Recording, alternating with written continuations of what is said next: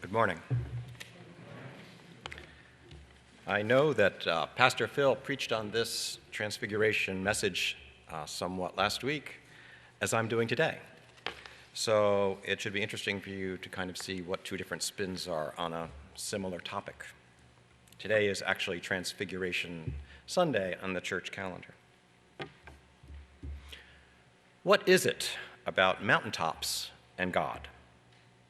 Is it that we are naturally awestruck by the size and majesty of soaring peaks? And why is that?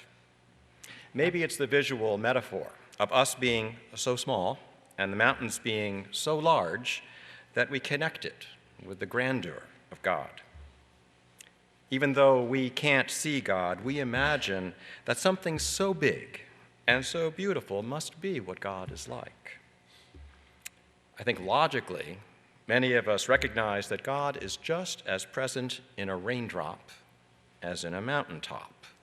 But it's something about that height that grabs us. Here's a little inside seminary humor. Andover Newton is referred to by many students and alums as simply the hill. What many people outside the school don't realize is that this hill where the school is located, it's at the top of Herrick Road in Newton Center. It's actually the highest elevation in Newton. So it's with no small amount of smugness that many of us refer to us as being closer to God. Why do people climb mountains, drive to the top of Mount Washington, or just in general try to find a place where they can get the best panoramic view? When I was young, I used to try and find the highest tree that I could climb in order to get that perspective. And I'm pretty sure my mom would not have approved. Maybe it's these high places where we somehow unconsciously, or even consciously, relate to how God sees the world, how God sees us. In any event, it's not just us who are mystified by high places. The ancients seemed to have a thing about it too. In today's readings, we see both the Old and New Testaments with vivid descriptions of God meeting human on a mountain. In Exodus, it's Moses on Mount Sinai. In Luke, it's Jesus with 3 disciples on Mount Tabor in Galilee. In both instances, it's a meeting place between the temporal and the eternal. And in both instances, the encounters result in a physical change of appearance. For Moses, it's the second go-round with the 10 Commandments. You may recall that those wayward Israelites made a golden calf to worship while Moses was gone and speaking with God. God gives Moses the heads up, and Moses comes down in a fury. He smashes the tablets and bemoans the consequences. And then he intercedes with God on their behalf and convinces God to give him a second chance. And this is where we find him now, coming down from Mount Sinai with the newly inscribed tablets. But there's something very different about him. The skin of his face is shining. He has an encounter with God, and he is changed. He is changed from the inside out and the outside in. Whatever transpired between Moses and the Lord was powerful enough to physically alter his appearance. This is evidently what happens to you when you're in the presence of the divine. When we turn to the mountaintop encounter in Luke, we see similarity, but we also see some pretty significant difference. This passage begins just after Peter has acknowledged that Jesus is indeed the Messiah. Jesus then tells the disciples of all the things that are about to happen in Jerusalem. In verse 22, he says that he must undergo great suffering and be rejected by the elders, chief priests, and scribes, and be killed, and on the third day be raised. Jesus, Peter, John, and James all go to the top of the mountain to pray about it. We again see the suggestion of the high spot being a thin and sacred space that makes connection with God more possible. And what happens next? Pretty amazing. As Jesus is praying, the appearance of his face changes. We don't know if it's shining like Moses, but something is sure going on. His clothes become dazzling white. It's as if the energy of the universe is flowing through him, and indeed, maybe it is. I think that the brightness of his face is not something added, but something that's been there all along that we've not been able to see. In this instance, the disciples are privileged to see the manifestation of his true divine nature. Suddenly, the disciples see Moses and Elijah talking with Jesus about what's about to happen to him. What's that about? To me, this is an image of completeness. Moses, the greatest of the Hebrews, who was the giver of the law received from God, and Elijah, who was regarded as the greatest of the Hebrew prophets, stand together with Jesus, who represents the fulfillment of the law and that which has been foretold by the prophets. The circle is complete. God's plan is in place. And if that's not enough, God has something to say, too. This is my son, my chosen. Listen to him. Does that sound familiar? This is virtually the same thing God said at Jesus' baptism. In Matthew chapter 3, verse 17, this is my son, the beloved, with whom I am well pleased. It's almost like God is adding an exclamation point, an affirmation that everything that is about to happen is as it should be. And I think the disciples were given the chance to witness all this for a very good reason. And it's also a very good reason for us.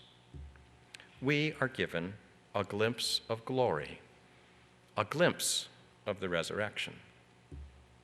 This image is something that the disciples would need to carry with them through the difficult days ahead.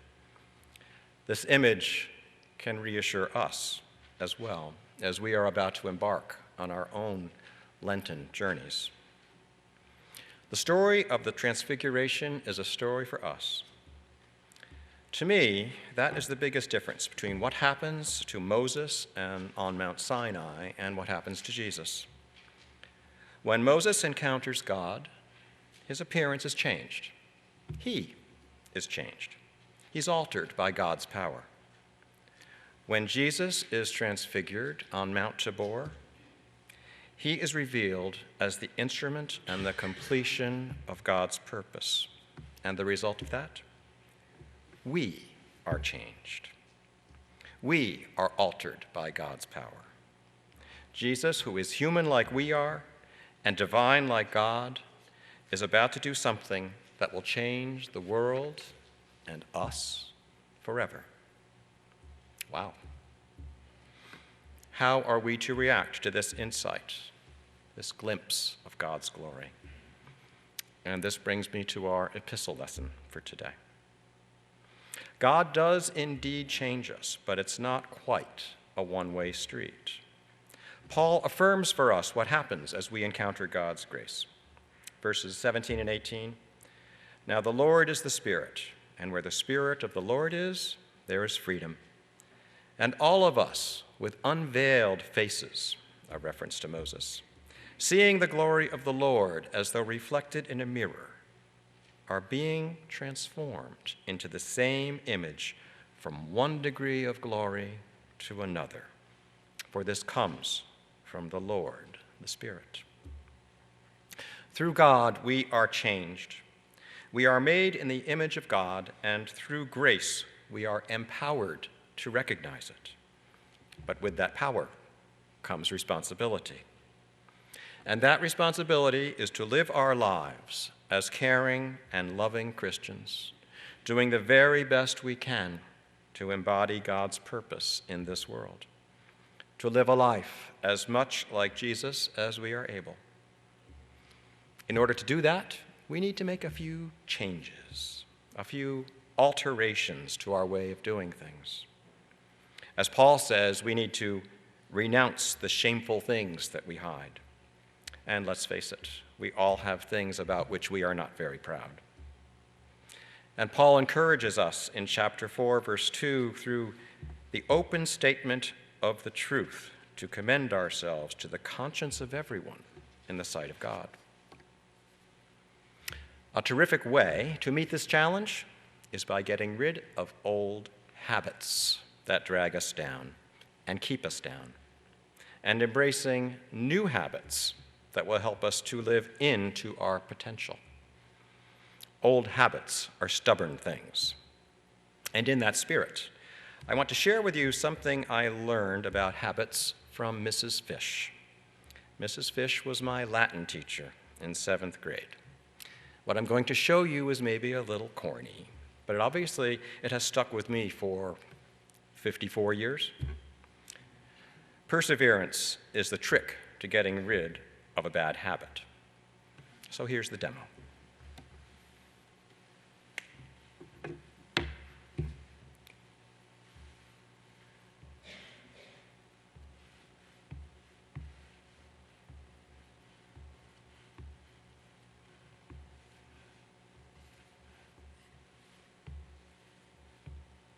My handwriting is not great, but I think good enough.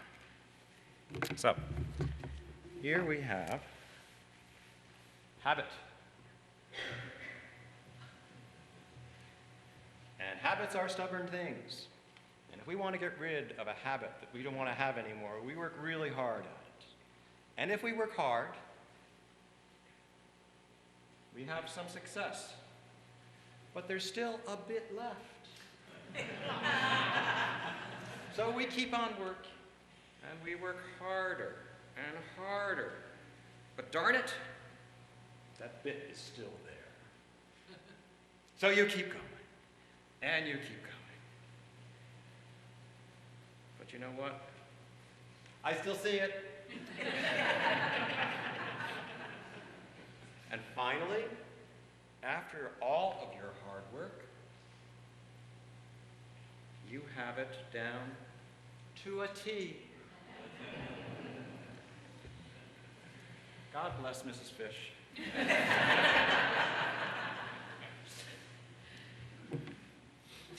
As we begin our Lenten journey together on Wednesday, I pray that we can all help and encourage each other along this sometimes lonely path.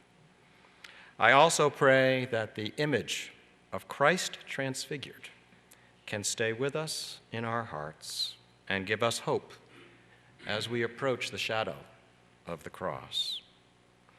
I pray that this Lenten journey changes us as we open ourselves to God's grace and await the glory of the resurrection. Let us meet together on the mountaintop. Amen.